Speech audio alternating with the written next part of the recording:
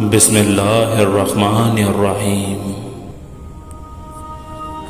اگر انسان کو تکبر کے بارے میں اللہ کی ناراضگی اور سزا کا علم ہو جائے تو بندہ صرف فقیروں اور غریبوں سے ملے اور مٹی پر بیٹھا رہے۔ جب تمہیں ذکر اللہ سننا اچھا لگنے لگے تو جان لو کہ تمہیں اللہ سے اور اللہ کو تم سے محبت ہو گئی ہے۔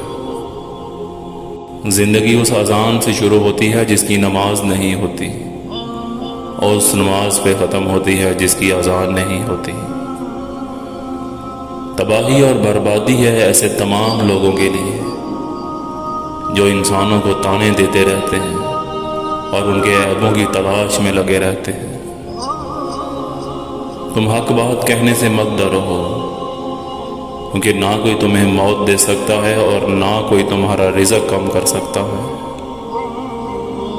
شخص بن کر نہیں، شخصیت بن کے رہو۔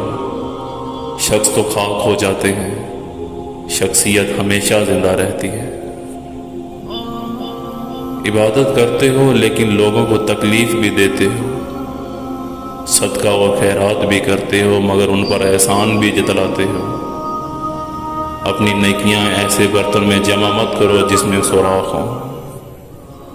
جب اللہ آپ کو منتخب کر لیتا ہے تو اس سے کوئی فرق نہیں پڑتا کہ آپ کو کس نے مسترد کیا۔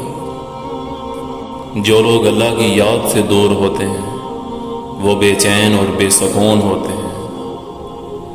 ہم جب اپنے خدا کے سامنے توبہ کرتے ہیں تو نہ صرف ہماری توبہ قبول ہو جاتی ہے بلکہ ہم بھی قبول ہو جاتے ہیں اور زندگی بھی آسان ہو جاتی ہے۔ انسان بہت خود غرض ہے، پسند کرے تو برائی نہیں دیکھتا، نفرت کرے تو اچھائی نہیں دیکھتا۔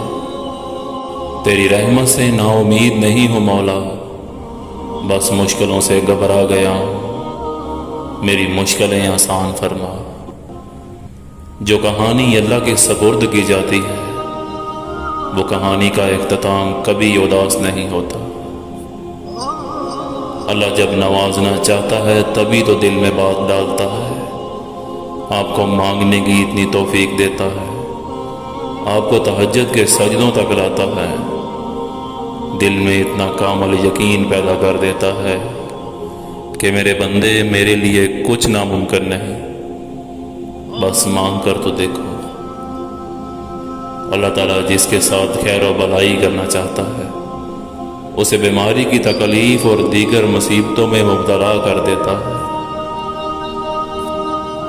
اللہ تعالیٰ سب کی پریشانیاں دور کرے اور سب بے سکونوں کو سکون قلب عطا کرے، آمین۔